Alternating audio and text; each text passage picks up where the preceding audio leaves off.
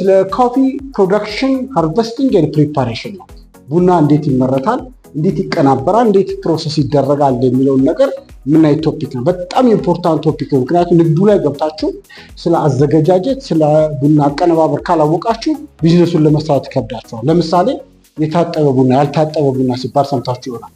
ሃኒ ፕሮሰስ፣ አኔሮቢክ፣ በጣም ብዙ አይነት የቡና ጣዕሞች የተፈጠሩ። ስለዚህ ቡና ሽጥልኝ ወይም ቡና ልግዛ ብሎ ብቻ ንግድ የለም በአሁኑ ሰዓት።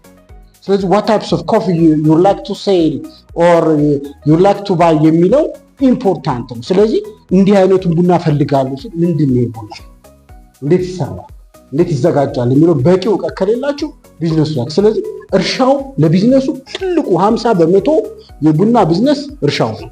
እርሻውን ካላወቃችሁ በሬና ገበሬ አይደለም።